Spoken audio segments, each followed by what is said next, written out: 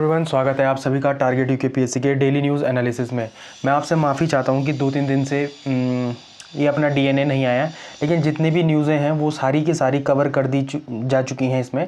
ठीक है, तो आपका एक भी टॉपिक इसमें से छूटा नहीं है। ठीक, और मैं आपको एक बात बताना चाहता हूँ कि अब डीएनए एक दिन छोड़ के आएगा। मतलब अगर मंडे को आ गया तो फिर ट्यूसडे को नहीं आएगा, फिर वेनसडे को आएगा। मतलब एक दिन छोड़ के बीच में आएगा। और जो हमारी प्रीलिम्स 360 सीरीज़ है वो भी अल्टरनेट डेज़ में आएगी। ठीक है, तो ये थोड़ा सा मैं अपने ऊपर से बर्डन को थोड़ा कम करना चाहता हूँ, क्योंकि 15-15 घंटे यार बहुत मुश्किल हो जाता है एक काम करना स्क्रीन पे। ठीक है, तो सबसे पहले हम देखेंगे यस्टरडे क्वेश्चंस को, देखेंगे सारे क्वेश्चंस को एक बार फिर से देखेंगे हम, जो हमने प्रीवियस क्लास में करे थे।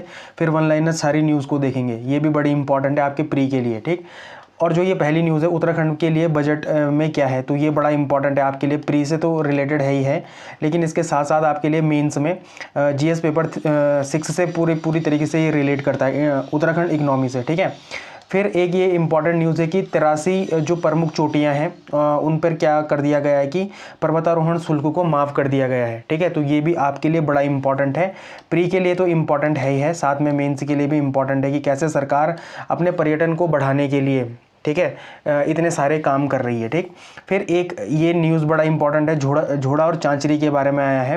ये उत्तराखंड के कल्चर से रिलेटेड है। प्रीलिम्स के लिए तो इम्पॉर्टेंट है, साथ में मेंस के लिए इम्पॉर्टेंट। ये पेपर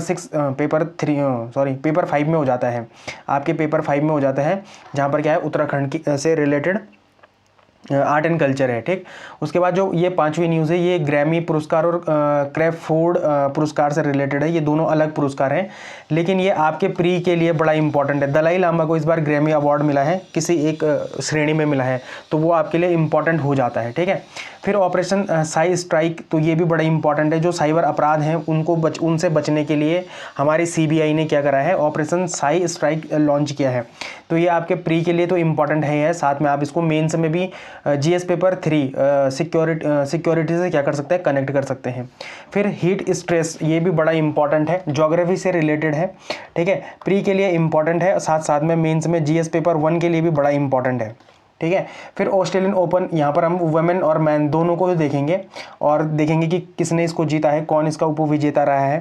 ठीक है, मुझे अच्छे से याद है, एक बार मैं एग्ज़ाम दे रहा था, यूपीएससी ईपीएफओ का एग्ज़ाम दे रहा था, जो 2021 का था। ठीक है, वहाँ पर एक क्वेश्चन आया था कि ऑस्ट्रेलियन ओपन इस बार कौन हारा है, मतलब कौन उपविजेता रहा है। तो ऐसे क्वेश्चंस राज्य में भी आने की प्रोबेबिलिटीज़ अब बढ़ जाती हैं, क्योंकि अब डायरेक्ट क्वेश्चन अब बहुत कम आएंगे। ठीक है, अब क्योंकि लगातार पेपर क्या कर रहा है, अपने को टफ करने की कोशिश कर रहा है, तो अब ये भी हम देखते हुए चलेंगे और हम पेपर से एक कदम आगे की तैयारी करेंगे।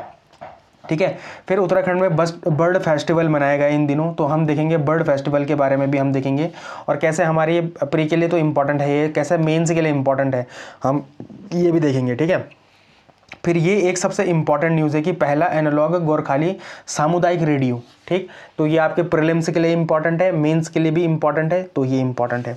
फिर सर्वाइकल कैंसर के बारे में ये इसलिए इंपॉर्टेंट है कि देहरादून में एक योजना चलाई जा रही है सरकार के द्वारा, कि जो सर्वाइकल टीका लगाया जाएगा। ठीक है, एचपीवी टीका। ठीक है, एचपीवी टीका ये सर्वाइकल से रिलेटेड है, ये अब मुफ्त लगाने की बात करी गई है देहरादून में, तो ये इंपॉर्टेंट है। ठीक है, ये आपके पेपर के लिए बड़ा इंपॉर्टेंट है, और मेंस में भी यहाँ कहाँ पर से इंपॉर्टेंट हो सकता है उसको भी देखेंगे। और आज हम सर्वाइकल कैंसर के बारे में पूरी जानकारी देख लेंगे। ठीक है, अब जो हम आयोग पढ़ रहे थे, आयोग तो हमने ख़त्म कर लिए थे। जो हमारे कॉन्स्टिट्यूशनल जो जितनी भी बॉडीज़ थी, जितने भी आयोग थे, जितने भी कमीशन थे, वो हमने ख़त्म कर लिए थे। अब हम स्टैचुरी बॉडी, मतलब जो वैधानिक आयोग थे, हम उनके बारे में पढ़ रहे थे। और इससे पहले हमने किसको पढ़ा था, एनजीटी को पढ़ा था। ठीक है, नेशनल ग्रीन ट्रिब्यूनल को पढ़ा था। और आज हम किसको पढ़ेंगे, सीपीसीबी को पढ़ेंगे, सेंट्रल पोल्यूशन कंट्रोल बोर्ड को पढ़ेंगे। ठीक है, मैप इन न्यूज़ में आज कोई भी देश नहीं लाया मैं, उसके लिए मैं क्षमा चाहता हूँ, थोड़ा टाइम बाउंडेशन की वजह से नहीं ला पाया। तो आगे देखते हैं, यहाँ पर सॉरी कि यहाँ पर मैं कमेंट्स नहीं लगा पाया। अब आगे देखते हैं, देखो टारगेट यूकेपीएससी को सर्च कीजिए, यहाँ पर जुड़ जाइए। यहाँ पर आज से अब 100 लोग हो चुके हैं, धन्य हो प्रभु कि हो चुके हैं। आप लोगों का बहुत बहुत धन्यवाद कि आप इससे जुड़े। ठीक है, आज से हम इन्फोग्राफी शुरू करेंगे, और ये इन्फोग्राफी आपके पेपर के लिए बड़ी इंपॉर्टेंट होगी। ठीक है। तो सबसे पहले देख लेते हैं, हमने परसों बोला था कृष्णा नदी तंत्र के बारे में पढ़ने के लिए मैंने बोला था। तो कृष्णा नदी तंत्र की हम लेफ्ट बैंक ट्रिब्यूटरीज और राइट बैंक ट्रिब्यूटरीज को देख लेते हैं। ठीक है, लेफ्ट बैंक ट्रिब्यूटरीज और राइट बैंक ट्रिब्यूटरीज को देख लेते हैं। सबसे पहले है भीमा नदी। सबसे पहले इसमें कौन सी नदी आती है? तो भीमा नदी आती है। ठीक है, फिर आती है डिंडी नदी, फिर मूसी नदी और फिर मुनेरू रिवर इसमें आती है। ठीक है, तो ये लेफ्ट बैंक ट्रिब्यूटरीज हैं किसकी? कृष्णा नदी की। और कृष्णा नदी का उद्गम स्थल कहाँ से? तो महाबलेश्वर पर्वत से है। ठीक है, महाबलेश्वर पर्वत से क्या निकलती है? कृष्णा नदी निकलती है। ठीक है, और इसकी जो लेफ्ट बैंक ट्रिब्यूटरीज है, सबसे पहले है भीमा, फिर है डिंडी, फिर है मूसी और फिर है मुनेरू। तो ये क्या है? इसकी 4 लेफ्ट बैंक ट्रिब्यूटरीज हैं। क्या है? 4 लेफ्ट बैंक ट्रिब्यूटरीज हैं। ठीक है, फिर जो राइट बैंक ट्रिब्यूटरी है, सबसे पहले है कोयना रिवर, ये आता है पेपर में। ठीक है, ये बड़ा इंपॉर्टेंट है। फिर है वरुणा रिवर। ठीक है, वरुणा रिवर है। ठीक है, फिर है पंचगंगा, फिर कौन है? पंचगंगा है। ठीक है, फिर है दूध गंगा, फिर घाट परवा, फिर माल परवा और तुंगभद्रा। तो ये जो इसकी राइट बैंक ट्रिब्यूटरीज हैं, ये बड़ी इंपॉर्टेंट है आपके पेपर के लिए। ठीक, कई बार ये आ भी चुकी हैं पेपर में और ये आती भी रहेंगी पेपर में। ठीक है, अब थोड़ा इसमें डैम के बारे में देख लेते हैं। ठीक है, सबसे पहले देखते हैं कोयना डैम। तो ये कौन सी रिवर पे है? कोयना रिवर पर है। ठीक है, कोयना डैम कौन सी रिवर पे है? तो कोयना रिवर पे है। श्री सैलम बांध किस पे है? तो वो कावेरी कृष्णा नदी पर है। ठीक है, वो कृष्णा नदी पर है, तो कृष्णा नदी पर है। नागार्जुन डैम किस नदी पर है? तो वो किस नदी पर है? वो भी कृष्णा नदी पर है। ठीक है, और अलमाटी डैम भी किस पे है? तो वो भी कृष्णा नदी पर है। तो आप इनको याद कर सकते हैं कि 4 जो मेजर डैम है जो हमारे पेपर के लिए बड़ी इंपॉर्टेंट है, वो कौन सी रिवर पर है? तो वो कृष्णा रिवर पे है। ठीक है, कोयना डैम हो गया, श्री सैलम डैम हो गया, नागार्जुन डैम हो गया और अलमाटी डैम हो गया। ठीक है, तो ये जो चारों ही डैम है ये बड़े इंपॉर्टेंट है आपके पेपर के लिए। अब हमने क्या पढ़ लिया? देखो, ये उद्गम स्थल कहाँ से होता है? महाबलेश्वर से इसका उद्गम स्थल होता है। लेफ्ट बैंक ट्रिब्यूटरीज कौन है? भीमा, डिंडी, मूसी और मुनेरू इसकी लेफ्ट बैंक ट्रिब्यूटरीज है। ठीक है, जो कि लेफ्ट तरफ से किसमें मिलती हैं? कृष्णा नदी पर मिलती है। और जो राइट बैंक ट्रिब्यूटरीज है उसमें हम कौन कौन से हैं? कोयना है, वरुणा है, पंचगंगा है, दूध गंगा है, घाट परवा, माल परवा और तुंगभद्रा है। ठीक है, तो एक बार आप इसका स्क्रीनशॉट कर लो और इसको आप अपने पास रख लो। आप इसको बार बार देखते रहना। ठीक है, तभी आपको क्या होंगी? ये रिवर्स याद होंगी। ठीक है, अब जो रिवर मैं आपको देने जा रहा हूँ वो कौन सी नदी है? कावेरी रिवर। ठीक है, आपको क्या करना है? कावेरी रिवर के बारे में पोस्टमार्टम करना है। ठीक है, वो कहाँ से निकलती है? ठीक है, कहाँ से निकलती है? कहाँ से निकलती है? फिर इसकी लेफ्ट बैंक ट्रिब्यूटरीज कौन सी हैं? राइट बैंक ट्रिब्यूटरीज कौन सी हैं? ठीक है, इस पर कौन कौन से डैम है? ठीक है, इस पर कौन कौन से डैम है? ये आपको मुझे सब कुछ बताना है कमेंट सेक्शन में। आज भी आपका मैं क्या करूँगा? इंतजार करूँगा कि कौन कौन मुझे क्या बताता है, कावेरी रिवर के बारे में क्या बताता है, पूरी डिटेल देता है। ठीक है, तो ये बड़ा इंपॉर्टेंट है। इन सब चीज़ों से दूर मत भागिए। मैं अभी भी कह रहा हूँ, इन सब चीज़ों से दूर मत भागिए। अल्टीमेटली यही आपको आपकी सक्सेस दिलाएंगे। ठीक है, ये जो छोटे छोटे 1-1, 2-2 नंबर है ना, ये गलत नहीं होने चाहिए। कभी भी सिंपल क्वेश्चन गलत नहीं होता। सॉरी, कभी भी सिंपल क्वेश्चन गलत तो होता ही है, गलत होने के साथ साथ वो आपके नंबर भी ले जाता है। इस बात को याद रखना। जो सिंपल क्वेश्चन होते हैं वो आपको डबल वो करते हैं, डबल क्या करते हैं? पेन देते हैं। एक तो खुद भी गलत होंगे, ऊपर से वो जो नंबर होते भी हैं वो भी निगेटिव हो जाते हैं। तो ये बड़ा इंपॉर्टेंट है। ठीक है, और अब जो ये लोग इसको बार बार देख रहे हैं ना, जो एक बार देख के चले गए, अगले दिन क्वेश्चन आ गया कि दूध गंगा किसकी सहायक नदी है, और वहाँ गलत करके आ गए। ठीक है, मैं क्वेश्चन पेपर लाऊंगा। ठीक है, मैं बताऊंगा कि मैंने ये पढ़ाया था, फिर आपको उसमें दुख होगा। तो उस दुख से अच्छा है कि यहीं पे आप इसको क्या कर लो, बार बार इसका रिवीजन कर लो। ठीक है, और कावेरी नदी तंत्र के बारे में एक बार मुझे बता देना। ठीक है, कावेरी नदी तंत्र के बारे में मुझे बता देना कहाँ पर? कमेंट सेक्शन में। ठीक है, आगे बढ़ते हैं। आपके पास कुछ 1 लाइनर न्यूज़ हैं जो आपके लिए बड़ी इंपॉर्टेंट है। देखो क्या है। शोधकर्ताओं ने केरल के इडुक्की जिले में पश्चिमी घाट में ऑर्किड की एक नई प्रजाति डिप्लोसेंट्रम पेपिलोसम की खोज करी। तो ये बड़ा इंपॉर्टेंट है। डिप्लोसेंट्रम पेपिलोसम। ठीक है, ये पूछा जा सकता है पेपर में कि ये क्या है। तो ये क्या है? एक ऑर्किड की प्रजाति है। और कहाँ पर मिली है? तो पश्चिमी घाट पे मिली है। पश्चिमी घाट का संबंध किस राज्य से है? तो केरल से है। ठीक है, या इडुक्की जिले से। तो ये बड़ा इंपॉर्टेंट है आपके लिए। तो ये बड़ा इंपॉर्टेंट फैक्ट है आपके प्री के लिए। ठीक है, दूसरी इंपॉर्टेंट न्यूज़ है अग्नि परीक्षा। देखो, ये जो जैसे ये सैन्य अभ्यास है ना, ये अब पेपर में आ सकते हैं। क्यों? क्योंकि जो भारतीय सेना और जो अर्धसैनिक बल है ITBP, इन्होंने क्या कर रखा है? इन्होंने समन्वय बढ़ाने के लिए अरुणाचल प्रदेश में अग्नि परीक्षा नामक संयुक्त मारक क्षमता परीक्षण अभ्यास को क्या करा है? आयोजित किया है। तो पूछ सकते हैं कि अग्नि परीक्षा नामक जो संयुक्त मारक क्षमता वाला अभ्यास है या प्रशिक्षण अभ्यास है, वो किन 2 सेनाओं के बीच में हुआ है? तो किस किस के बीच में हुआ है? भारतीय सेना और ITBP आईटीबीपी के बीच में ये क्या हुआ है, परीक्षण हुआ है। ठीक है, तो ये इंपॉर्टेंट है।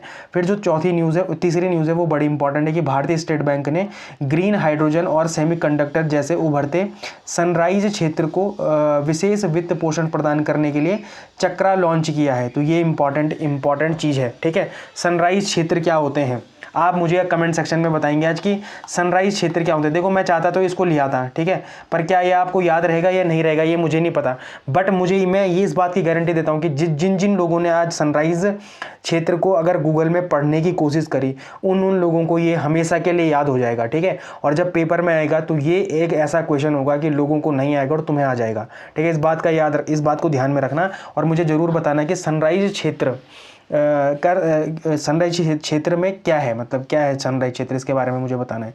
ठीक है, तो सॉरी ये दोबारा से आ गई ये न्यूज़, लेकिन ये जो 3 न्यूज़ें हैं ये बड़ी इंपॉर्टेंट है आपके लिए। ठीक है, ये जो 3 न्यूज़ें हैं ये बड़ी इंपॉर्टेंट है आपके प्री के लिए, बड़ी इंपॉर्टेंट है। ठीक, अब बढ़ते हैं सबसे पहले यस्टरडे प्रैक्टिस क्वेश्चन की तरफ बढ़ते हैं। तो सबसे पहले क्या है, हमने मातृ मृत्यु दर के बारे में पढ़ा था। ठीक है, मातृ मृत्यु दर के बारे में पढ़ा था कि गणना प्रति कितने जीवित जन्मों में की जाती है। तो 1 लाख जीवित जन्मों में की जाती है मातृ मृत्यु दर की गणना। ठीक है, फिर उत्तराखंड स्टेट मिलेट मिशन के तहत निम्नलिखित में से किस फसल को शामिल नहीं किया गया है। तो ये बड़ा इंपॉर्टेंट क्वेश्चन है। तो किसको नहीं किया गया है, तो बासमती चावल को इसमें शामिल नहीं किया गया है। किसमें, स्टेट मिलेट मिशन में इसको शामिल नहीं किया गया है। तीसरा जो इंपॉर्टेंट न्यूज़ MCQ है वो था कि यौन अपराधों से बच्चों का संरक्षण अधिनियम 2012, मतलब जो पोक्सो एक्ट है 2012 के संदर्भ में निम्नलिखित कथनों पर विचार करें। यह अधिनियम एक लिंग तटस्थ कानून है, जेंडर न्यूट्रल कानून है, जो लड़कों और लड़कियों दोनों को सुरक्षा प्रदान करता है। तो ये बिल्कुल सही है, ये दोनों को ही सुरक्षा प्रदान करता है। ठीक है, फिर है कि इस अधिनियम के तहत यौन अपराध की जानकारी होने पर पुलिस को रिपोर्ट करना अनिवार्य नहीं है। तो ये गलत है, पुलिस को रिपोर्ट करना क्या है यहाँ पर अनिवार्य है। ठीक है, तो दूसरा ऑप्शन क्या है, गलत है। फिर तीसरा ऑप्शन है कि 2019 में के संशोधन के माध्यम से गंभीर यौन अपराधों के लिए मृत्युदंड का प्रावधान जोड़ा गया। तो ये बिल्कुल सही है, या तो क्या होगा, आजीवन कारावास होगा, या फिर क्या होगा, मृत्युदंड का प्रावधान किया गया है। तो इसमें क्या है, 1 और 3 ऑप्शन सही है। तो इसका सही आंसर क्या होगा, सी इसका क्या होगा, सही आंसर होगा। ठीक है, फिर जो चौथा MCQ था वो क्या था कि ठोस अपशिष्ट प्रबंधन नियम जो 2026 का है उसके संदर्भ पर कथनों पर विचार करें। ये नियम 1 अप्रैल 2026 से प्रभावित होंगे। तो ये भी सही था। इस नियम के तहत जेनरेटर के कचरे को 3 श्रेणियों में बांटा गया। देखो ऐसा 3 श्रेणियों में नहीं बांटा गया था, बल्कि 4 श्रेणियों में बांटा गया था। ठीक है, फिर सैनिटरी कचरे के लिए स्रोत का पृथकीकरण का प्रावधान किया गया है ना, सोर्सेज सेग्रीगेशन का प्रावधान किया गया है। तो ये भी सही है। तो इसका आंसर क्या है, 1 और 3, डी डक इसका क्या है, सही आंसर है। ठीक है, फिर अब बढ़ते हैं, सबसे पहले उत्तराखंड न्यूज़ को देखते हैं। उत्तराखंड न्यूज़ में सबसे पहले हम देखेंगे कि उत्तराखंड के लिए बजट में क्या है। तो ये बड़ा इंपॉर्टेंट है। मुझे उम्मीद है कि आपने बजट पक्का पढ़ लिया होगा। मैंने बोला भी था, टेलीग्राम में भी बोला था कि बजट आप जरूर पढ़ लेना, बजट आप जरूर पढ़ लेना, ये आपके एग्जाम के लिए बड़ा इंपॉर्टेंट है। यहाँ से आपके पास क्वेश्चन आएंगे ही आएंगे।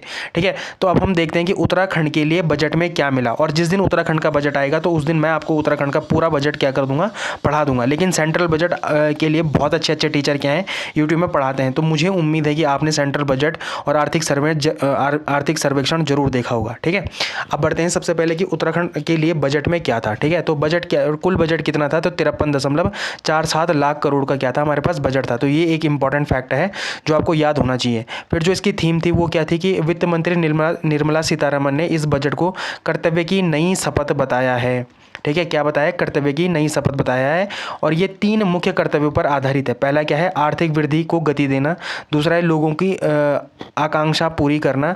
तीसरा है सबका साथ सबका विकास। देखो ये ना बड़ा इंपॉर्टेंट है GS पेपर 6 के लिए और प्री के लिए। ठीक है, GS पेपर 6 के लिए और प्री के लिए ये बड़ा इंपॉर्टेंट टॉपिक है। और जो ये 2 फैक्ट्स हैं ये आपके प्री के लिए बड़े इंपॉर्टेंट है, यहाँ से आपके पास क्वेश्चन आ सकता है। ठीक है, पूंजीगत व्यय मतलब जो हमारा कैपिटल एक्सपेंडिचर है, बुनियादी ढांचे को मजबूत करने के लिए 12.2 लाख करोड़ रुपए का प्रस्ताव रखा गया है। देखो हमेशा याद रखना कि जो पूंजीगत व्यय होता है ना वो अच्छा होता है। पूंजीगत व्यय क्या होता है, अच्छा होता है। ठीक है, तो इसके लिए क्या रखा गया है कि 12.2 लाख करोड़ का प्रस्ताव रखा गया है। ठीक है, जिस भी दिन हम बजट पढ़ेंगे तो हम इन टर्म्स से क्या करेंगे, रूबरू हो जाएंगे। और अगर प्रीलिम्स 360 में ये टर्म्स आते हैं तो मैं इनको आपको क्या कर दूंगा, डिटेल में बता दूंगा। ठीक है, फिर है राजकोषीय घाटा। राजकोषीय घाटा क्या है, इसे 4.3% तक लाने का क्या किया गया है, लक्ष्य रखा गया है, फिजिकल डेफिसिट। तो ये बड़ा इंपॉर्टेंट है, आपको ये डेटा भी याद होना चाहिए। पिछले न जाने कितने एग्जामों में जो पुराना बजट रहा होगा उसमें क्या है, ये क्वेश्चन बहुत बार आते हैं कि राजकोषीय घाटा कितना है हमारा, ठीक है। तो ये बड़ा इंपॉर्टेंट है, ठीक। तो अब समझते हैं कि उत्तराखंड के लिए बजट में क्या था। तो सबसे पहले क्या था कि आर्थिक हिस्सा और अनुदान। तो आर्थिक हिस्सा क्या था, तो केंद्र करों में हिस्सेदारी बढ़ी है। जो 16वां वित्त आयोग है उसने सिफारिश करी है कि केंद्र करों में उत्तराखंड की हिस्सेदारी 1.11% से बढ़कर कितनी हो चुकी है, 1.141% हो गई है। इसका मतलब यह है कि राज्य को अब 1,841.16 करोड़ रुपए अधिक मिलेंगे, ठीक है। तो ये बड़ा इंपॉर्टेंट है, आपके मेंस के लिए भी इंपॉर्टेंट है और प्रीलिम्स के लिए भी इंपॉर्टेंट है। फिर पूंजीगत निवेश सहायता में क्या है, तो राज्यों को विशेष सहायता योजना के तहत उत्तराखंड को क्या मिलेगा, 500 करोड़ रुपए से ज़्यादा मिलने का रास्ता खुला है। तो ये भी इंपॉर्टेंट है कि 500 करोड़ रुपए ज़्यादा मिलने वाले हैं उत्तराखंड के लिए, ठीक है। फिर स्थानीय निकायों में बम्पर बजट, मतलब जो स्थानीय निकाय हैं हमारे, ठीक है, जैसे नगर निकाय हो जाते हैं, पंचायती राज हो जाते हैं, उनके अनुदान में क्या होगी, 80% तक की बढ़ोतरी बताई गई है, ठीक है। अब ये राशि कितनी हो चुकी है, तो 1,145 करोड़ से बढ़कर कितनी हो चुकी है, 2,497 करोड़ रुपए हो गई है। तो ये इंपॉर्टेंट है।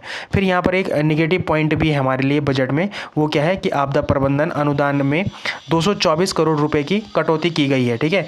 यह 15वें वित्त आयोग की तुलना में कम है, जो आपदा संवेदनशील उत्तराखंड के लिए चिंता का विषय है। आपको पता ही है कि लगातार क्या होता है कि उत्तराखंड एक आपदा प्रोन राज्य है, ठीक है।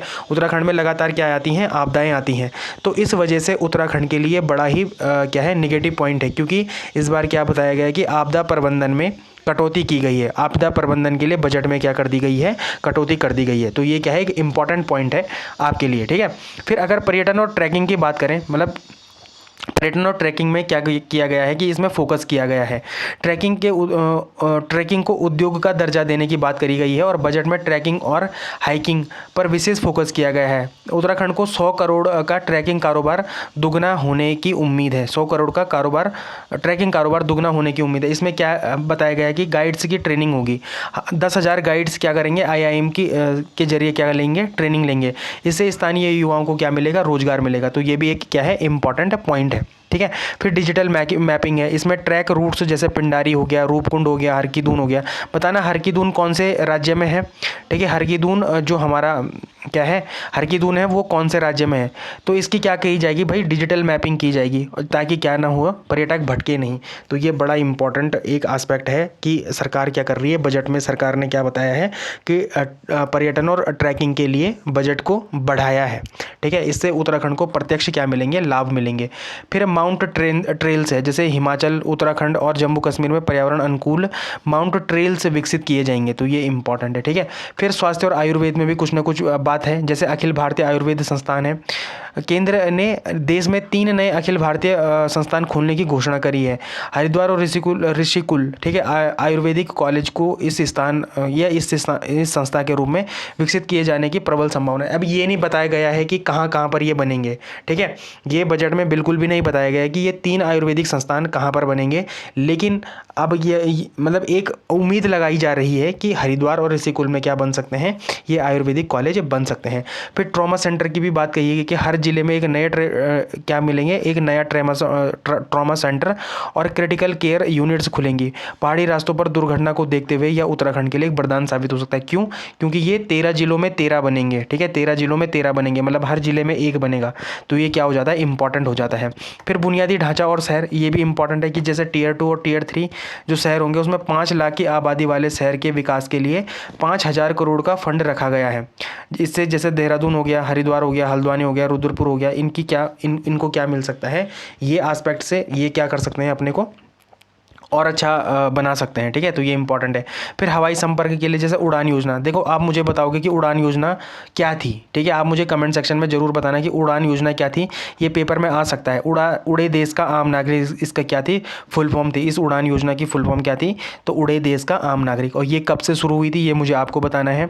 केंद्र प्रायोजित है या राज्य प्रायोजित है, ये कैसी योजना है, ये भी मुझे आपने मुझे बताना है कमेंट सेक्शन में, ठीक है।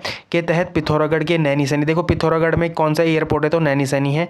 गोचर और चिन्यालीसैंण हवाई पट्टियों का क्या किया गया है, कायाकल्प करने की बात कही गई है।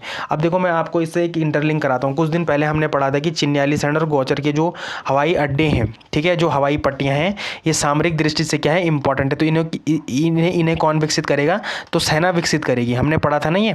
तो ये और इम्पॉर्टेंट हो जाता है कि बजट में भी इनके बारे में बताया गया है, ठीक है। फिर रोपवे और टनल के बारे में बात कही गई है कि 40,000 करोड़ रुपए तक के प्रोजेक्ट्स में रोपवे और टनल निर्माण शामिल है, जिससे पहाड़ों में कनेक्टिविटी सुधरेगी। तो ये बड़ा इंपॉर्टेंट, देखो जैसे ये रोपवे वगैरह होते हैं ना, तो ये पहाड़ के लिए बहुत अच्छे हैं, ठीक है। तो यहाँ पर क्या होगी, तो यहाँ पर भी बजट देने की बात करी गई है, तो ये इम्पॉर्टेंट है, ठीक है। फिर कुछ इंपॉर्टेंट पॉइंट्स भी है, जैसे लखपति दीदी हो गया या सी मार्ट हो गया। जो हमारे एसएचजी हैं, एसएचजी में महिलाओं के उत्पादन बेचने के लिए सी मार्ट खोले जाएंगे। देखो बताओ, आपको क्या पता था कि जो क्या करते हैं, जो एसएचजी क्या करते हैं, उत्पादन करते हैं, मतलब जो सेल्फ हेल्प ग्रुप है ना, वो जो भी उत्पादन करते हैं उनको कौन से मार्केट दिए जाते हैं, तो उनको सी मार्केट दिए जाते हैं। ये बड़ा इंपॉर्टेंट है। जो भी सेल्फ हेल्प ग्रुप से उत्पादन करते हैं उनको बेचने के लिए जो मार्केट खोले जाते हैं उन्हें क्या बोलते हैं, सी मार्केट कहते हैं। उत्तराखंड में लखपति दीदी योजना की महिलाओं को बिचौलियों से मुक्ति मिलने और उनके पहाड़ी उत्पादों जैसे बुरांस का जूस हो गया, हस्तशिल्प हो गया, सीधे बाजार में बिकेंगे। तो ये भी क्या है, बड़ा इंपॉर्टेंट है। और देखो ये ना हमने परसों भी पढ़ा था, एक बताना एक लखपति दीदी कौन थी जिन्हें 26 जनवरी के दिन कर्तव्य पथ से इन्विटेशन आया था, मैंने पढ़ाया था आपको, तो वो बड़ी इंपॉर्टेंट है। उनका नाम कुछ संतोष से था, ठीक है, अगर आपको याद होगा तो उनका नाम क्या था, संतोष कुछ था उनका नाम, संतोषी या संतोष कुछ था उनका नाम, ठीक है। अगर आपको याद है तो आप मुझे कमेंट सेक्शन में उनका आंसर जरूर लिख के बताना, ठीक है। मैं देखना चाहता हूँ कि कितने लोग अलर्ट हो गए इस लेक्चर को देखते हैं। फिर गर्ल हॉस्टल की बात कही गई है कि हर जिले में विज्ञान और इंजीनियरिंग पढ़ने वाले छात्रों के लिए हॉस्टल्स बनाए जाएंगे।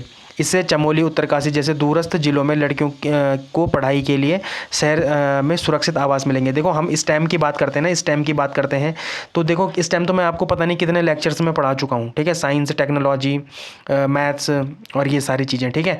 तो ये भी इंपॉर्टेंट हो जाता है कि गर्ल्स के लिए क्या बनना, हॉस्टल की बात करना या हॉस्टल बनने की बात करना। फिर रेयर अर्थ की जो खोज है, जो हम अपने क्या है रेयर अर्थ मिनरल्स हैं, उनकी बात करें अगर, तो बजट में रेयर अर्थ तत्वों की खोज को बढ़ावा देने की बात कही गई है। और उत्तराखंड में चमोली, रुद्रप्रयाग, बागेश्वर में कितनी धातुओं के भंडार मिलने की संभावना है, ये हमें पता है कि लगातार यहाँ पर क्या मिलती हैं, रेयर अर्थ मिनरल मिलते हैं, भले इतने अमाउंट में ना हो, ठीक है, लेकिन कुछ अमाउंट तो उनका है ही, तो वो भी इंपॉर्टेंट है।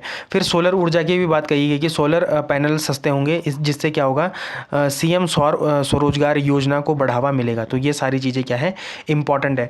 फिर इसमें कुछ ना सेक्टर वाइज भी विश्लेषण है, जैसे टैक्स और मिडिल क्लास के बारे में है कि इनकम टैक्स, वेतन भोगियों को कोई भी राहत नहीं मिली है, इसमें टैक्स स्लैब में कोई भी बदलाव नहीं किए गए, इंपॉर्टेंट है। जो नया कानून है, जो इनकम टैक्स एक्ट 2025 था ना, वो क्या होगा, अब लागू हो जाएगा। कब से, अप्रैल से वो लागू हो जाएगा, जो 6-10 को पुराने कानून की क्या लेगा, जगह लेगा। तो ये भी इंपॉर्टेंट है। जो विदेश में यात्रा और पढ़ाई की बात थी, तो विदेश पैसा भेजने पर TCS की दर को घटाकर कितना कर दिया गया है, 2% का करने का प्रस्ताव रखा गया है, जिससे क्या होगा कि जो विदेश में पढ़ाई करने वाले छात्र हैं या वो यात्रा करते हैं, तो वो भी क्या हो जाएंगी, अब सस्ती हो जाएंगी। तो क्या है, ये इंपॉर्टेंट है। फिर युवा और शिक्षा के लिए भी जैसे कंटेंट क्रिएटर लैब्स बनेंगी, जैसे ये बड़ा इंपॉर्टेंट है। देखो कंटेंट क्रिएटर लैब्स अब कहाँ पर बनेगी, तो वो स्कूलों में बनेगी, ठीक है, वो कहाँ पर बनेगी, स्कूलों में बनेगी। तो ये इंपॉर्टेंट है। जैसे इसको कौन से सेक्टर बोलते हैं, आपको पता है, ये इसको ऑरेंज सेक्टर बोलते हैं, ऑरेंज सेक्टर इसको कहते हैं, ऑरेंज क्षेत्र कहते हैं। जो भी लोग किससे जुड़े हुए हैं, कंटेंट क्रिएशन से जुड़े हुए हैं, उन्हें क्या बोलते हैं, ऑरेंज सेक्टर कहते हैं, ठीक है। कंटेंट क्रिएटर लैब्स 15,000 स्कूलों और 500 कॉलेजों में क्या बनेंगी, कंटेंट क्रिएटर लैब बनेंगी, ठीक है। फिर इसमें इंटर्नशिप क्या है कि टॉप कंपनियों के युवाओं को इंटर्नशिप के अवसर दिए जाएंगे। एजुकेशन लोन 7.5 लाख रुपए तक के स्किलिंग लोन की सुविधा को सुधारा जाएगा। तो ये सारी चीज़ें क्या है, इंपॉर्टेंट है। फिर कृषि और जो अपने किसान हैं उनके लिए क्या है, तो डिजिटल पब्लिक इंफ्रास्ट्रक्चर की बात करी गई है। और 6 करोड़ किसानों को लैंड रिकॉर्ड डिजिटल किया जाएगा इनका, ठीक है, क्या किया जाएगा, 6 करोड़ किसानों को क्या किया जाएगा, लैंड रिकॉर्ड डिजिटल किया जाएगा। फिर नदियों और जलाशयों, मतलब 500 जलाशय और अमृत सरोवरों का विकास किया जाएगा, जिससे मत्स्य पालन को बढ़ावा मिलेगा, ठीक है। एक बार प्रीवियस ईयर क्वेश्चन पेपर में 2021 के मेन से क्वेश्चन में आया था कि उत्तराखंड में मिलने वाली 5 मछलियों के नाम लिखो। तो आपको याद होना चाहिए कि उत्तराखंड में ऐसे कौन सी मछलियाँ मिलती है, जो मतलब ऐसी 5 कौन सी मछलियाँ मिलती हैं उत्तराखंड में, ठीक है। तो ये इंपॉर्टेंट है, इसको आप ज़रा मुझे कमेंट सेक्शन में बताना कि उत्तराखंड में जो 5 अगर आपके पास क्वेश्चन आ जाता है कि उत्तराखंड में मिलने वाली 5 मछलियों के नाम बताओ, तो आप मुझे बताना जरा। ये मेंस का क्वेश्चन था, ठीक है, 2021 का। लेकिन अब वैसा पेपर अब नहीं आएगा, इस बात को याद रखना। उस टाइम पे जो मेंस का सिलेबस था वो कुछ अलग था, जो अब सिलेबस है वो बहुत अलग है, ठीक है। अब जो सिलेबस है वो यूपीएससी के साथ मैच करता है, ठीक है। सिलेबस तो एक ही जैसा है मतलब, ठीक। तो ये इंपॉर्टेंट है। फिर उच्च मूल्य वाली खेती, जैसे काजू हो गया, अखरोट हो गया, बादाम की खेती को क्या मिला है, प्रोत्साहन मिला है। वही है, किसानों की आय को दोगुना करने के लिए भी क्या है, ये बढ़िया है। फिर अगर रक्षा की बात करें, डिफेंस की बात करें, तो बजट में भारी बढ़ोतरी हुई है। रक्षा बजट को बढ़ाकर कितना कर दिया गया है, 7.84 लाख करोड़ रुपए कर दिया गया है। पिछले साल से कितना है, ये 15% अधिक है। तो ये बड़ा इंपॉर्टेंट है भाई। रक्षा में जब हम R&D करेंगे, ये सारी चीज़ें करेंगे, तभी तो हम बाद में अपने बनाए गए वेपन्स हैं, जो भी मिसाइल हैं, ये वो वगैरह वगैरह जो भी होते हैं, उनको क्या कर पाएंगे, हम सेल कर पाएंगे दूसरे देशों को, ठीक है। तो आत्मनिर्भर भारत के लिए बड़ा इंपॉर्टेंट है। फिर उत्तराखंड के लिए महत्व क्या है, तो उत्तराखंड में सैन्य धाम है। उत्तराखंड एक सैन्य धाम है। यहाँ पर आपको पता ही है कि यहाँ पर क्या है, बहुत सारे क्या है, पूर्व सैनिकों की संख्या बहुत ज़्यादा है, ठीक है। तो उनके जो पेंशन और वो वगैरह हैं, जो भी हैं, मतलब पेंशन और सुविधाएं हैं उनके लिए, उनको उनमें भी क्या कर दिया गया है, बढ़ावा दिया गया है। जैसे 1.71 लाख करोड़ का प्रावधान है, जिसका सीधा लाभ राज्य के फौजी परिवारों को मिलेगा। तो ये इंपॉर्टेंट है। फिर उद्योग और MSME की भी बात करी गई है। क्रेडिट गारंटी MSME के लिए 10,000 करोड़ रुपए की SME विकास निधि फंड बनाया गया है, ठीक है। और इसमें जो तरुण श्रेणी है ना, देखो 3 श्रेणी में बांटा गया है MSME को, ठीक है। जरा आप मुझे बताना है कि MSME की नई परिभाषा क्या है, MSME की नई परिभाषा क्या है, ठीक है। और उसमें देख लेना कि तरुण श्रेणी में कितने लाख रुपए का इन्वेस्टमेंट है और कितने लाख रुपए का टर्नओवर है, ठीक है। तो ये बड़ा इंपॉर्टेंट है, आपके प्री के लिए भी इंपॉर्टेंट है। फिर कुछ चीज़ें सस्ती हुई हैं, कुछ चीज़ें महंगी हुई हैं। सस्ती कैसी हुई है, जैसे कैंसर की 17 दवाइयाँ क्या हुई हैं, सस्ती हुई हैं। मोबाइल फ़ोन और चार्जर सस्ते हुए हैं। सोलर ग्लास क्या हुए हैं, सस्ते हुए हैं। चमड़े का सामान क्या हुआ है, सस्ता हुआ है। सोना चांदी पर भी कस्टम ड्यूटी में कटौती की गई है, तो शायद अब थोड़ा सस्ता हो जाए, ठीक है। पर जब परसों बजट देख रहा था मैं, तो एकदम से क्या हुआ था, चांदी के दाम थे वो एकदम से घट गए थे। तो ये इंपॉर्टेंट है, ठीक है। फिर महंगा क्या होगा, जैसे सिगरेट है वो महंगी हो जाएगी, कोई कॉमर्शियल LPG सिलेंडर है वो महंगे हो जाएंगे। और प्लास्टिक का सामान जो आयात शुल्क इसमें क्या किया जाएगा, बढ़ाया जाएगा। तो ये इंपॉर्टेंट है। तो ये सारे के सारे क्या हो जाएंगे, महंगे हो जाएंगे, ठीक है। तो ये सस्ते हो जाएंगे, ये महंगे हो जाएंगे। थोड़ा आपको इनमें से थोड़ा सा ना हल्की सी नज़र आपकी इस चीज़ पे भी होनी चाहिए। तब आप जब कोई आंसर लिख रहे हो, जैसे आपके पास माना कोई क्वेश्चन आ गया कि हमारा रुपए है वो डॉलर से कमज़ोर होता जा रहा है लगातार, तो आप वहाँ पर तब क्या दे सकते हैं, अलग अलग तर्क दे सकते हैं, ठीक है। अगर आपको छोटी छोटी चीज़ों को आप ऑब्जर्व करते हैं, तो तब आप ऐसे क्वेश्चनों का आंसर बहुत बेहतरी के साथ दे सकते हैं, ठीक है। तो ये इंपॉर्टेंट है। ये आपके पास है MCQ। उम्मीद है आप इसका आंसर जरूर करेंगे। और जो ये MCQ है ना, ये आपके पूरे टॉपिक को क्या कर देगा, रिवाइज कर देगा, ठीक है। ये पूरे टॉपिक को रिवाइज कर देगा। तो ये बड़ा ही इंपॉर्टेंट है आपके लिए, ठीक है। फिर आगे बढ़ते हैं और आगे है जो इम्पोर्टेंट न्यूज़ है वो है कि 83 प्रमुख पर्वत चोटियों पर पर्वतारोहण शुल्क क्या कर दिया गया है, माफ़ कर दिया गया है। तो ये क्या है, एक बड़ा इंपॉर्टेंट न्यूज़ है आपके लिए, ठीक। तो यहाँ पर प्रीलिम्स के लिए क्या है, तो राज्य सरकार ने 83 प्रमुख पर्वत चोटियों पर पर्वतारोहण शुल्क को क्या कर दिया है, माफ़ कर दिया है, ठीक है। विभागों को समन्वय, यह शुल्क अब पर्वतारोही से नहीं लिया जाएगा, बल्कि पर्यटन विभाग इसकी भरपाई वन विभाग क्या लिख रखा है ये, एक मिनट, हाँ, को कराएगा, अच्छा करेगा, ठीक है। तो ये भी इंपॉर्टेंट है, ठीक है। कौन इसकी भरपाई करेगा, तो यह शुल्क पर्वतारोहियों से नहीं लिया जाएगा, बल्कि पर्यटन विभाग इसकी भरपाई वन विभाग को करेगा। मतलब पर्यटन विभाग करेगा, किसको करेगा, फॉरेस्ट डिपार्टमेंट को करेगा। तो ये इंपॉर्टेंट है। तो ऊंचाई का दायरा कितना है, तो 5700 मीटर से लेकर 7756 मीटर तक की चोटियाँ इसमें शामिल है। जैसे आपकी कामेट है, नंदा देवी पूर्वी, और इससे एक देखो नंदा देवी पूर्वी, और इससे ऊपर क्या है, नंदा देवी पश्चिमी, वो सबसे ऊंची चोटी है अपने उत्तराखंड की।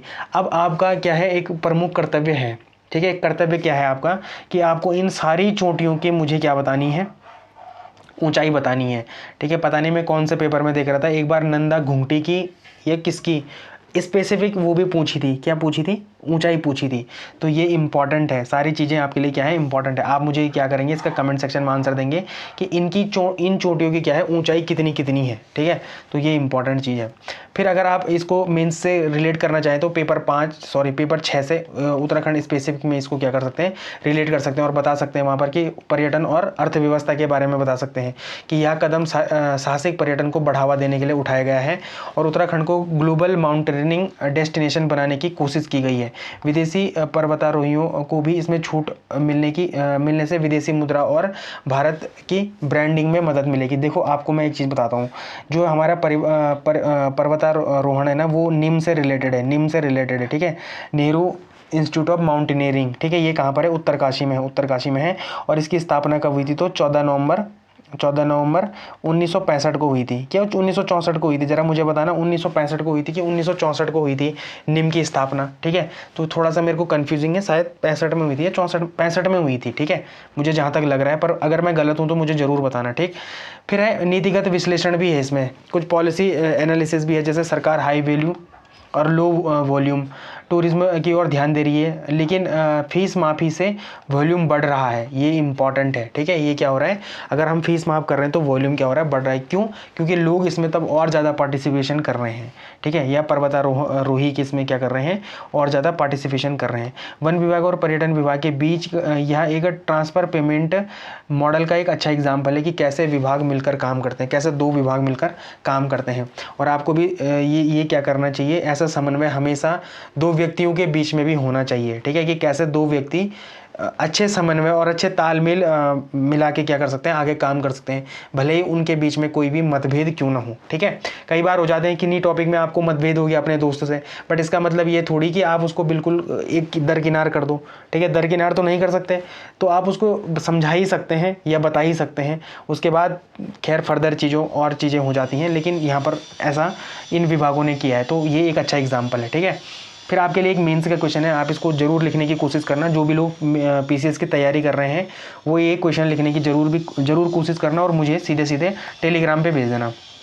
कहाँ पर भेज देना, टेलीग्राम पे सीधे ही क्वेश्चन भेज देना, ठीक है। फिर झोड़ा चांचरी के बारे में पढ़ लेते हैं, तो प्रीलिम्स के लिए कैसा इंपॉर्टेंट है। तो देखो यहाँ पर क्या हुआ है कि जो हमारी 6वीं कुमाऊं रेजिमेंट है ना, उनको क्या बोलते हैं, जंगी पलटन भी कहते हैं, उनको क्या कहते हैं, जंगी पलटन भी कहते हैं। तो उनका क्या था, 86वां क्या था, स्थापना दिवस था। और उसी स्थापना दिवस के दिन ये उन्होंने क्या करा है, झोड़ा चांचरी जो अपनी क्या है जो भी नृत्य शैली है उसका क्या करा है, आयोजन किया था। तो ये यहाँ पर न्यूज़ में आ गया, ठीक है। तो झोड़ा चांचरी कुमाऊं का एक अत्यंत लोकप्रिय सामूहिक क्या है, नृत्य गीत है। कौन सा क्षेत्र, तो रीज़न क्या है, तो यह मुख्य रूप से कुमाऊं मंडल जैसे अल्मोड़ा हो गया, बागेश्वर हो गया, पिथौरागढ़ में क्या है प्रचलित है। इसका स्टाइल क्या है, तो ये सामूहिक नृत्य है, ठीक है। ये कई बार क्वेश्चन में आ जाता है कि निम्न में से कौन सा सामूहिक नृत्य है या कौन सा कपल डांस है। तो ये क्या है, एक सामूहिक नृत्य है, कम्युनिटी डांस है। इसमें पुरुष और महिलाएं क्या होती है, एक गोला बनाकर एक दूसरे के कंधे या कमर पर हाथ रखकर नृत्य करते हैं। पैरों की गति इसमें धीरे धीरे तेज होती है। तो ये बड़ा इंपॉर्टेंट है आपके कल्चर से रिलेटेड। जीएस पेपर 5 में उत्तराखंड की हिस्ट्री और कल्चर से रिलेटेड जितने भी क्वेश्चन होंगे वहाँ पर आप इसका क्या कर सकते हैं, ऐसे एग्जाम्पल दे सकते हैं, ठीक है। संगीत और वाद्य यंत्र, इसका मुख्य वाद्य यंत्र क्या है, तो हुड़का है। इसका क्या है, मुख्य वाद्य यंत्र तो हुड़का है। जो मुख्य गायक होता है उसे हुड़किया कहा जाता है। वह बीच में हुड़का बजाता है और बाकी लोग क्या करते हैं, पंक्ति में नृत्य करते हुए उसे दोहराते हैं। इंपॉर्टेंट है। झोड़ा और चांचरी में क्या अंतर है, तो चांचरी क्या है, इसका संबंध मुख्य रूप से धार्मिक मेलों और देवी देवताओं की स्तुति में है, विशेषकर नंदा देवी की। यह गढ़वाल में झमेला से मिलता जुलता है, ठीक है। गढ़वाल के जो झमेला है ना उससे ही क्या मिलता है, चांचरी मिलता जुलता है, ठीक है। झोड़ा यह अत्यधिक सामाजिक और मनोरंजक होता है। इसमें प्रेम, श्रृंगार, समसामयिक विषयों पर भी गीत गाए जाते हैं। यह माघ मेले जैसे क्या होता है, बागेश्वर और उत्तरायणी मेले का क्या है, मुख्य आकर्षण होता है। तो ये भी इंपॉर्टेंट है, ठीक है। इसका समय क्या है, तो यह मुख्य रूप से बसंत ऋतु मेलों और त्योहारों के अवसर पर शाम या रात के समय आयोजित किया जाता है। तो ये क्या है, बड़ा इंपॉर्टेंट है। और आपके लिए क्या है, एक MCQ है, आप इसका क्या कर सकते हैं, कमेंट सेक्शन में आंसर दे सकते हैं, ठीक है। फिर थोड़ा ग्रैमी अवार्ड के बारे में पढ़ लेते हैं। तो ग्रैमी अवार्ड किसको मिला है, तो दलाई लामा जी को मिला है, ठीक है। पुरस्कार ग्रैमी अवार्ड जो संगीत की दुनिया में सबसे प्रतिष्ठित पुरस्कार माना जाता है। संस्करण क्या है, तो इसमें बताया गया था, जो न्यूज़ क्लिपिंग थी इसमें बताया गया था कि 68वां क्या है, ग्रैमी अवार्ड समारोह था, ठीक है। फिर इसकी कौन सी श्रेणी में मिला, तो उनको ऑडियो बुक और कथावाचक और किस्सा गोई रिकॉर्डिंग्स में क्या मिला है, इस श्रेणी में इनको क्या मिला है, तो ये ग्रैमी अवार्ड मिला है। तो यहाँ से आपके पास क्वेश्चन आ सकता है कि जो ग्रैमी अवार्ड दलाई लामा जी को मिला है वो कौन से श्रेणी में मिला है, तो कौन सी श्रेणी में मिला है, तो आप वहाँ पर बता सकते हैं कि ऑडियो बुक, कथावाचन और किस्सा गोई रिकॉर्डिंग में इनको क्या मिला है, ग्रैमी अवार्ड मिला है। ठीक है, फिर किसे हराया इन्होंने, तो इन्होंने किसे हराया, ब्राउन जैक्समैन को हराया। और उनकी पुस्तक क्या है, ब्राउन जैक्समैन की, तो लोएली वन मेमोयर। ठीक है, इन्होंने हराया है। ठीक है, दलाई लामा को 1989 में नोबेल का शांति पुरस्कार भी मिल चुका है। तो ये आपके पास आ सकता है। मुझे अच्छे से याद है, एक बार मैं यूपीएससी का कोई एग्जाम दे रहा था, कौन सा एग्जाम दे रहा था, सीएपीएफ दे रहा था, तो वहाँ पर क्वेश्चन आया था इनकी किताबों से रिलेटेड। ठीक है, और वो राज्य मतलब हमारे स्टेट गवर्नमेंट में भी कभी, मतलब स्टेट पीसीएस में भी कभी भी आ सकता है क्वेश्चन कि दलाई लामा जी के द्वारा लिखी गई पुस्तकें, तो आपको वो भी पता होनी चाहिए। ठीक है, तो ये आप एक बार देख लेना, दलाई लामा की कौन कौन सी पुस्तकें हैं, वो भी बड़ी इंपॉर्टेंट है। ठीक है, और इनको क्या मिला है, तो 1989 में नोबेल का शांति पुरस्कार भी मिला है। ठीक है, कुछ अन्य विजेता भी हैं इसमें, जैसे स्टीवन स्पीलबर्ग। ठीक है, स्टीवन स्पीलबर्ग तो अपना पहला ग्रैमी अवार्ड जीता। और ईगॉट किसे, देखो एक टर्म आता है ईगॉट। ठीक है, ईगॉट किसे कहते हैं, जिसने एमी अवार्ड भी जीता हो, ठीक है, जिसने ग्रैमी अवार्ड भी जीता हो, जिसने ऑस्कर भी जीता हो और जिसने टॉनी अवार्ड भी जीता हो, तो उसे क्या कहते हैं, ईगॉट कहते हैं। तो वो स्टीवन स्पीलबर्ग हैं जिन्होंने क्या करा है, ये चारों अवार्ड जीते हैं, तो इनको ईगॉट भी कहा जाता है। ठीक है, ऐसे व्यक्ति को कौन सी संज्ञा दी जाती है, तो ईगॉट की संज्ञा दी जाती है। और ईगॉट में याद रखना कि इसमें 4 अलग अलग क्या मिलते हैं, पुरस्कार होते हैं। जिस एक व्यक्ति को ये 4 पुरस्कार मिलते हैं उसे ईगॉट की संज्ञा दी जाती है। ठीक है, तो ये इंपॉर्टेंट है। फिर अनुष्का शंकर, तो सितार वादक अनुष्का शंकर क्या है, एक जो फ्यूजन बैंड है अपना शक्ति, तो वो चूक चुकी हैं, लेकिन आपको पता होना चाहिए कि अनुष्का शंकर का संबंध किस बैंड से है, किस फ्यूजन बैंड से है, तो शक्ति फ्यूजन बैंड से इनका संबंध है। ठीक है, तो अगर आप इसको मेंस में कहीं पर रिलेट करना चाहें तो जीएस पेपर 2 में, ठीक है, इसको 2 में आप क्या कर सकते हैं, रिलेट कर सकते हैं। और 2 में भी कहाँ पर, तो यहाँ पर 2 में इसलिए कर सकते हैं कि जो भारत और चाइना के बीच में जो रसाकसी है उसमें भी यहाँ पर बात की गई है और चाइना ने इसमें क्या करी है, एक कड़ी प्रतिक्रिया करी है। फिर थोड़ा सॉफ्ट पावर की बात करें तो दलाई लामा का यह पुरस्कार जीतना उनकी वैश्विक क्या स्वीकार्यता और उनके संदेश जैसे करुणा, अहिंसा की प्रासंगिकता को क्या करते हैं, दर्शाते हैं। तो ये इंपॉर्टेंट है। ठीक है, अभी आपके पास क्या है, एक क्वेश्चन है, एमसीक्यू है, आप इसका क्या कर सकते हैं, कमेंट सेक्शन में आंसर दे सकते हैं। क्रेफोर्ड पुरस्कार, तो देखो क्रेफोर्ड पुरस्कार किसे मिला है, क्रेफोर्ड पुरस्कार मिला है वीरभद्रन रामनाथन को मिला है। ठीक है, ये भारतीय मूल के हैं। ठीक, तो ये इंपॉर्टेंट है आपके प्री के लिए, ये क्वेश्चन आ सकता है आपके पास। ठीक है, और कल हमने ओजोन डिप्लेशन के बारे में पढ़ा था। ठीक है, और हमने उस ओजोन डिप्लेशन में क्या देखा था, सीएफसी के बारे में देखा था। ठीक है, मॉन्ट्रियल प्रोटोकॉल के बारे में देखा था। 2016 का किगाली समझौता याद है आपको, जो हम प्रीलिम्स 360 कर रहे हैं ना, उसके साथ भी इंटरलिंक करते हुए चलें चीज़ों को। ठीक है, तब आपको बेटर पता चलेगा चीज़ों के बारे में। तो इसे जो क्रेफोर्ड पुरस्कार को और क्या बोलते हैं, तो भूविज्ञान का नोबेल पुरस्कार कहते हैं इसे। तो ये इंपॉर्टेंट है। और इसे कौन देता है, तो royal Swedish academy of sciences इसे क्या करती है, देती है। अब खोज क्या थी, इन्होंने सिद्ध किया कि सीएफसी जो होते हैं, हमारे क्लोरोफ्लोरोकार्बन्स होते हैं, केवल ओजोन परत को नुकसान नहीं पहुंचाते, बल्कि ये बहुत शक्तिशाली ग्रीन हाउसेज गैस भी हैं, ग्रीन हाउस गैसेज भी हैं ये।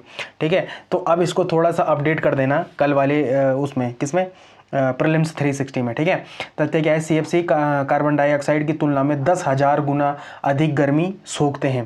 ठीक है, इसके एक टर्म्स भी था यहाँ पर एटमॉस्फेरिक ब्राउन क्लाउड। ठीक है, तो ये मतलब वहीं पे एक टर्म्स था ये एटमॉस्फेरिक ब्राउन क्लाउड। ठीक, अब थोड़ा सा इसमें जब अगर आप इसको पेपर 3 और पेपर 6 से रिलेट करना चाहते हैं तो थोड़ा मॉन्ट्रियल प्रोटोकॉल के बारे में देख लेते हैं।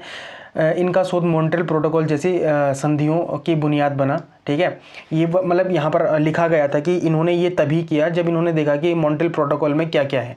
ठीक, तो ओजोन क्षरण या सफल पर्यावरण संधियों पर जब भी आप आंसर लिखें तो यहाँ पर आप बता सकते हैं कि वीरभद्रन रामनाथन जैसे वैज्ञानिकों ने शोध ने यह स्थापित किया कि सीएफसी जो हमारे क्लोरोफ्लोरोकार्बन होते हैं वो ग्लोबल वार्मिंग के लिए भी जिम्मेदार हैं। ठीक है, मॉन्ट्रियल प्रोटोकॉल को और अधिक प्रासंगिक बनाया है इनकी इस खोजने, ठीक है, तो ये इंपॉर्टेंट है। फिर सुपर पॉल्यूटेंट्स क्या होते हैं, जो CO2 है, देखो यहाँ पर 2 नीचे है, ठीक है, इसको ये मत समझना कि मैंने गलत लिखा है, पर मुझे टाइप करना नहीं आता यहाँ पर कि 2 नीचे कैसे आता है, ठीक है। तो CO2 के अलावा अन्य जो प्रदूषक है, जैसे ब्लैक कार्बन हो गए, मीथेन हो गया, HFCs हो गई, जो ग्लोबल वार्मिंग बढ़ाते हैं, उन्हें सुपर पॉल्यूटेंट्स कहा जाता है। रामनाथन का काम इसी पर है, अभी और भी वो फर्दर आगे सारी खोजें कर रहे हैं, तो वो इसी चीज़ पे कर रहे हैं, ठीक है। तो आप एक बात याद रख लेना कि सुपर पॉल्यूटेंट्स के बारे में भी पूछा जा सकता है आपको कि सुपर पॉल्यूटेंट्स किसे कहते हैं, तो किसे कहते हैं, कार्बन डाइऑक्साइड को तो कहते हैं, साथ साथ में ब्लैक कार्बन को भी कहते हैं, मीथेन को भी कहते हैं, और हाइड्रोफ्लोरोकार्बन्स को भी क्या कहते हैं, सुपर पॉल्यूटेंट्स कहते हैं।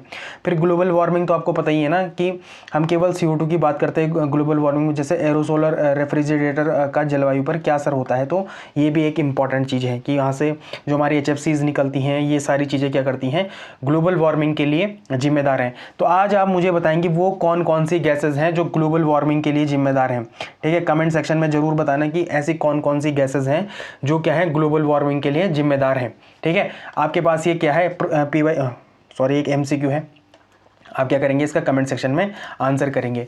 फिर ऑपरेशन साई स्ट्राइक,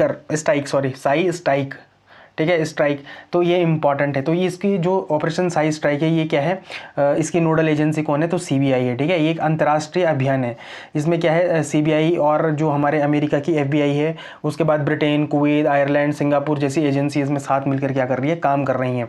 उत्तराखंड से कनेक्शन क्या है कि जो छापेमारी हुई थी 10 राज्यों में, उसमें उत्तराखंड में भी एक क्या था, एक राज्य था। अपराध का तरीका क्या है, फर्जी कुवैती वीज़ा और नौकरियों का झांसा देना। उसके बाद ये झांसा देकर क्या करते हैं, वहाँ पर गलत काम करते हैं, ठीक है। फिर अमेरिकी नागरिकों को निशाना बनाना, तो ये इंपॉर्टेंट है। फिर हीट स्ट्रेस, ठीक है, तो ये इंपॉर्टेंट है, ये नया टॉपिक है।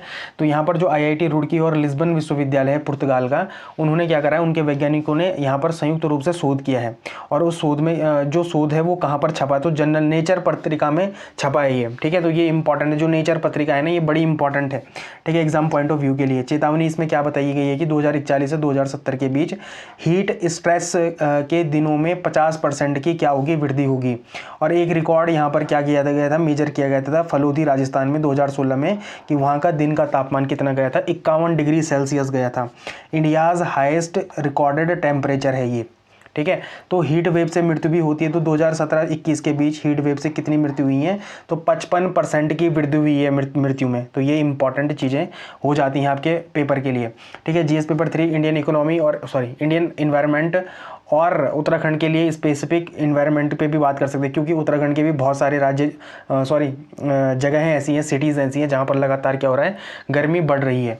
तो जलवायु परिवर्तन का क्या प्रभाव मिल रहा है, तो डेटा बताता है कि जब आप ग्लोबल वार्मिंग वगैरह की खतरों की बात करें ना, तो जब भी आप इन पे एग्जाम क्या लिखें, आंसर लिखें, ग्लोबल वार्मिंग पे लिखें कि कैसे क्या हो रहा है, वायुमंडल का तापमान बढ़ रहा है, तो आप हमेशा क्या कर सकते हैं, इस जो नेचर जर्नल पत्रिका है, इसका हवाला देकर बता सकते हैं कि 20 से 75 दिनों तक क्या होगी, 2026 में गर्मी झेलनी होगी, और वो भी कैसी गर्मी है, भीषण गर्मी है। तो ये इंपॉर्टेंट है। उत्तर भारत और हिमालय, तो जो हमारा जो उत्तर भारत है, गर्मी का असर ज़्यादा होगा, क्योंकि यहाँ पर जो हिमालय राज्य हैं, यहाँ पर इसका मतलब है कि ग्लेशियर का पिघलना हो गया, फॉरेस्ट फायर होना, ये सारी चीज़ें होंगी। जल संकट भी देखा जा सकता है। फिर जो शहरी नियोजन है, बढ़ता तापमान ऊर्जा की मांग, AC कूलर और जल प्रबंधन पर दबाव डालेगा। यह आपदा प्रबंधन, डिजास्टर मैनेजमेंट का भी क्या है, एक हिस्सा है। तो ये इंपॉर्टेंट चीज़ें हैं। फिर आपको पता होगा ऑस्ट्रेलियन ओपन के बारे में, ठीक है। तो यहाँ पर कार्लोस अल्कराज जीते हैं, ठीक है।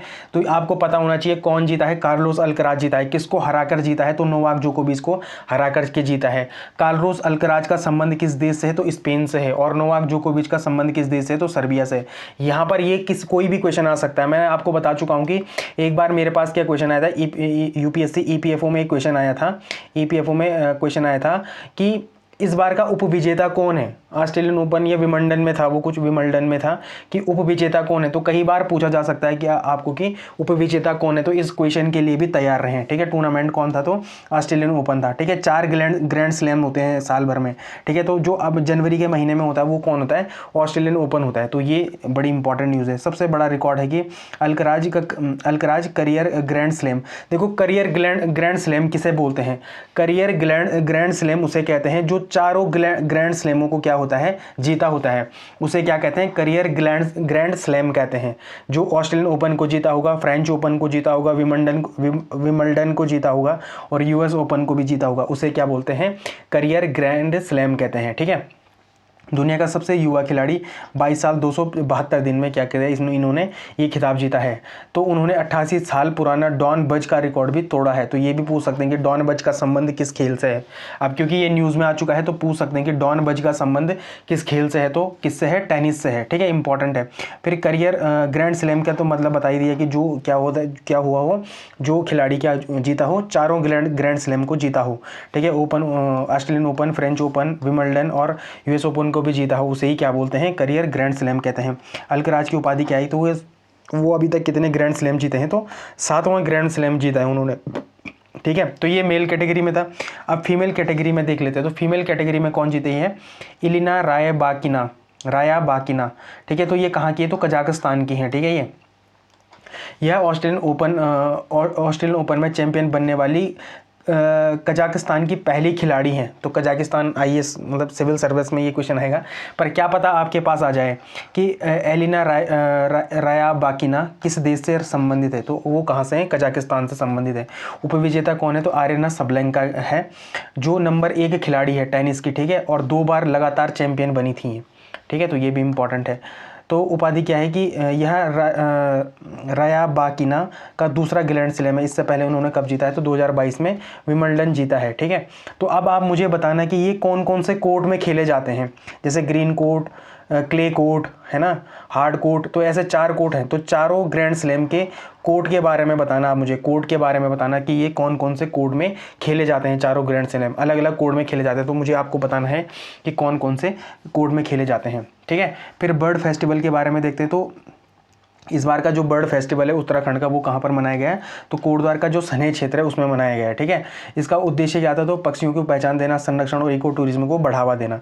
ठीक है, शीतकालीन प्रवास क्या है, देखो पांडुकेश्वर, बद्रीनाथ, योगधाम, बद्री का शीतकालीन प्रवास है, आवास है, यानी कि ऊखीमठ क्या है, केदारनाथ ओंकारेश्वर मंदिर का शीतकालीन प्रवास है। मुखवा क्या है, गंगोत्री का शीतकालीन आवास है। और खरसाली क्या है, यमुनोत्री का शीतकालीन आवास है। ठीक है, अब मैं आपको ना 2 चीज़ें बता रहा हूँ। ठीक है, मेरे को इस बात को ध्यान में रखना। ठीक है, मैं आपको 2 टर्म बता रहा हूँ। ठीक है, एक बता रहा हूँ चपकन। अब आपको मुझे बताना है कि चपकन क्या होता है। ठीक है, चपकन क्या होता है, और दूसरा है मरजाई। ठीक है, मरजाई, आपको मुझे कमेंट सेक्शन में बताना है कि इन दोनों का मतलब क्या है। और मैं इसका एक रिलेट बता देता हूँ। पिछले बार पीएम मोदी गए थे उत्तरकाशी। ठीक है, तो ये तब की न्यूज़ है और एकदम से मुझे याद आई है ये अभी, कि आपको मुझे बताना है चपकन क्या होता है, मरजाई क्या होता है, और इसके बारे में पूरी डिटेल में कमेंट सेक्शन में बता देना ज़रा। ठीक है, और जिसको भी ये आता है मैं ये समझूंगा कि उसे बहुत अच्छा नॉलेज है। ठीक है, उत्तराखंड के बारे में। जो भी बहुत तीतर बनते हैं कि उन्हें उत्तराखंड के बारे में सब कुछ पता है ना, मैं उनकी बेइज्जती नहीं कर रहा हूँ, मैं जस्ट बता रहा हूँ। ठीक है, जिसको भी लगता है कि उसको उत्तराखंड के बारे में सब कुछ पता है, तो ज़रा मुझे बताना कि चपकन और मरजाई क्या चीज़ है।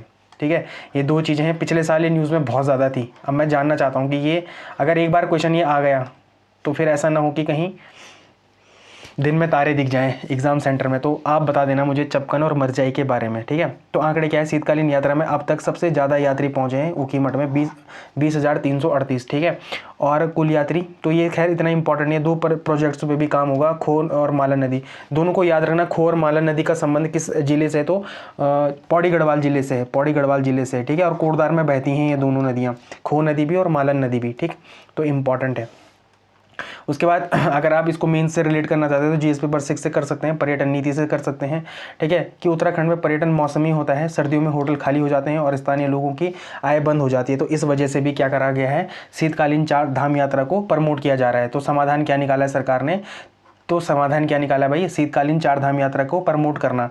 सीएम का कथन है कि कपाट बंद होने के बाद अक्सर दिखने वाली वीरानी अब बदल रही है। तो अब लगातार क्या हो रहे हैं, यहाँ पर लोग आ रहे हैं। ठीक है, फिर आर्थिक प्रभाव क्या है, पिछले साल 2024-25 में पहली बार शुरू की गई यात्रा में 73,381 यात्री आए थे, जिससे ऑफ सीजन इकोनॉमी को भी क्या मिला था, सहारा मिला था। तो ये इंपॉर्टेंट है। फिर पर्यावरण बनाम विकास, तो बर्ड फेस्टिवल यह इको टूरिज्म का उदाहरण है। यह दर्शाता है कि पर्यटन केवल धार्मिक नहीं बल्कि क्या है, प्राकृतिक आधारित भी है। ठीक है, इसमें कुछ संतुलन बनाने की बात कही है और सीएम ने कहा है कि विकास भी, विरासत भी, प्रकृति और विकास का संतुलन की बात कही है। तो ये जो जितने भी टर्म्स है ना, इनको आप मेंस आंसर राइटिंग में यूज़ कर सकते हैं। कहाँ पर कर सकते हैं यूज़?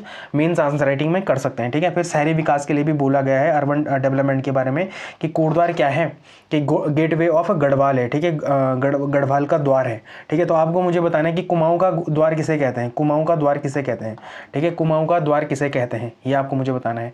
ठीक, तो ये आपके लिए एक मेंस का क्वेश्चन है। आपके पास 2 मेंस के क्वेश्चन है। ठीक है, अब क्या होगा कि एक दिन छोड़ के आएगा, मतलब जैसे आज आया डीएनए, अब कल नहीं आएगा, कल क्या आएगा, प्रीलिम्स 360 आएगा, परसों क्या आएगा, डीएनए आएगा। तो आपके लिए 2 दिन के लिए 2 मेंस के क्वेश्चन है। ठीक है, उम्मीद है कि आप इसमें काम करेंगे। एक जरा यहाँ पर क्या आई थी, एक वन लाइनर न्यूज़ थी कि सुनेत्रा, इनका नाम याद रखना, सुनेत्रा महाराष्ट्र की पहली महिला उप मुख्यमंत्री बनेंगी। ठीक है, क्यों बनेंगी? क्योंकि क्या हुआ था वहाँ पर अभी एक वो क्या होते हैं, उनकी डेथ हुई थी ना, अजीत पवार जी की डेथ हुई थी। तो जब उनकी डेथ हुई तो वो क्या हो गया, वो पद वेकेंट हो गया। तो अब वहाँ पर कौन आएगी? सुनेत्रा आएंगी। ठीक है, तो सुनेत्रा महाराष्ट्र की पहली महिला उप मुख्यमंत्री हैं। ये पेपर में आ सकता है आपके। ठीक है, प्रीलिम्स में, तो इम्पॉर्टेंट है। अब है पहला एनालॉग गोरखाली सामुदायिक रेडियो। ठीक है, तो ये इंपॉर्टेंट क्या है, तो ये देश का पहला एनालॉग गोरखाली समुदाय रेडियो है। रेडियो घाम छाया। ठीक है, तो ये इंपॉर्टेंट है। इसकी फ्रीक्वेंसी क्या है, तो 90.0 FM पे है ये, और इसका स्थान कहाँ पर है, तो गढ़ीकेंट देहरादून में है। संस्थापक कौन है, तो मधु गुरंग। तो ये डायरेक्ट आपके पास पूछा जा सकता है कि वो कौन सी महिला है। ठीक है, जिनका क्या है, पहला एनालॉग गोरखाली सामुदायिक रेडियो है, तो वो कौन है, मधु गुरंग है। तो ये आपको याद होना चाहिए। और इसमें नया अपडेट यह है कि अब यह मोबाइल ऐप पर भी उपलब्ध है, जिसका शुभारंभ बसंत पंचमी को 23 जनवरी को कर दिया गया था। तो ये इंपॉर्टेंट है। तो देखो मेंस में कहाँ पर, अगर जीएस पेपर 6 में आप एज ए एग्जाम्पल की तरीके से इसको कोड कर सकते हैं। ठीक है, उत्तराखंड संस्कृति और जनसंचार में कर सकते हैं। सांस्कृतिक संरक्षण के लिए यह रेडियो गोरखा समुदाय की भाषा, संस्कृति और सामूहिक स्मृति को क्या करता है, संरक्षित करता है। और डिजिटल एकीकरण में भी आप इसको क्या कर सकते हैं, यूज़ कर सकते हैं। जैसे टावर गिरने से बाधित होने के बाद क्या होता है, ऐप पर जाना, shift from analog to digital, यह दर्शाता है कि परंपरा माध्यमों को जीवित रखने के लिए तकनीकी का सहारा लेना आवश्यक है। पारंपरिक माध्यमों को जीवित रखने के लिए क्या है, तकनीकी का सहारा लेना क्या है, अति आवश्यक है। तो इसे ही क्या बोलते हैं आप, डिजिटल इंटीग्रेशन कहते हैं। ठीक है, महिला नेतृत्व तो आपको पता ही है कि मधु गुरंग इसको क्या कर रही हैं, संस्थापक हैं इसकी। ठीक है, तो ये इंपॉर्टेंट है। तो ये आपके लिए क्या है, एमसीक्यू है। आप इसका क्या करेंगे, कमेंट सेक्शन में आंसर देंगे। फिर थोड़ा सर्वाइकल कैंसर के बारे में देख लेते हैं। देखो सर्वाइकल कैंसर क्या होता है, गर्भाशय ग्रीवा कैंसर होता है, या महिलाओं में जानलेवा साबित होने वाला कैंसर है। ठीक है, इसमें जो वायरस है ये कभी भी आपके पेपर में आ सकता है। यह cancer HPV human papilloma virus के कारण होता है। ह्यूमन पेपिलोमा वायरस के कारण होता है। और वैक्सीन कौन सी दी जाती है इसमें, तो HPV वैक्सीन दी जाती है, ह्यूमन पेपिलोमा वायरस। यहाँ पर कई बार पूछ सकते हैं कि पी मतलब क्या होता है, तो पेपिलोमा होता है। ठीक है, ये इंपॉर्टेंट है ये इंपॉर्टेंट है। फिर सरकारी योजना क्या है कि केंद्र सरकार ने इस वैक्सीन को राष्ट्रीय टीकाकरण योजना में शामिल किया है। देखो एक है अम्ब्रेला योजना, ठीक है, एक है अम्ब्रेला योजना। ठीक है, आप मुझे बताएंगे कमेंट सेक्शन में कि अम्ब्रेला योजना का संबंध किससे है, अम्ब्रेला योजना का संबंध किससे। ये बड़ा इंपॉर्टेंट योजना है।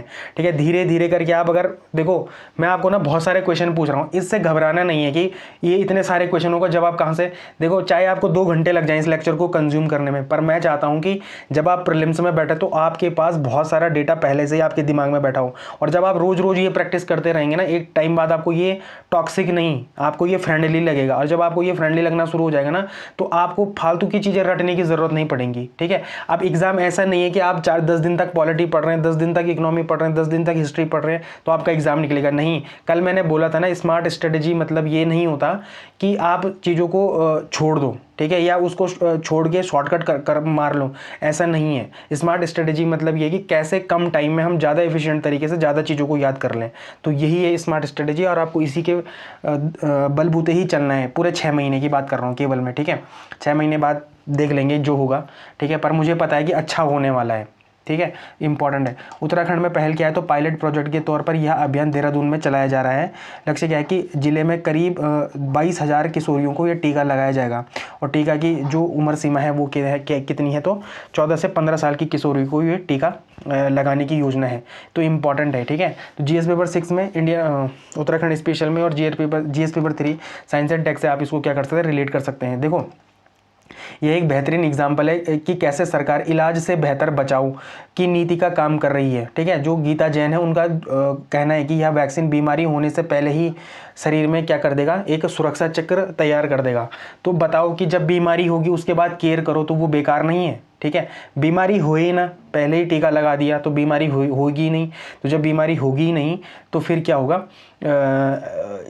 फिर उसमें मतलब बहुत सारी पॉजिटिव चीज़ें होती है, खर्च नहीं होता। ठीक है, इंसान डिमोटिवेट नहीं होता। ठीक, तो बहुत सारी चीज़ें होती हैं उसमें। ठीक, तो ये चीज़ें इंपॉर्टेंट है। फिर महिला स्वास्थ्य और सशक्तिकरण, महिलाओं के लिए स्वास्थ्य संकेतकों में ये क्या है, एक पॉजिटिव एस्पेक्ट है। पॉजिटिव एस्पेक्ट है, आप इसको पॉजिटिव वे में लिख सकते हैं अपने आंसर राइटिंग में। ठीक है, फिर स्वास्थ्य अवसंरचना के बारे में कि कोल्ड चेन, देखो देहरादून में कोल्ड चेन की सुविधा वाले 23 प्रतिष्ठानों को केंद्र बनाया गया है। ये दिखाता है कि राज्य के पास टीकाकरण के क्या है, बुनियादी ढांचा मौजूद है।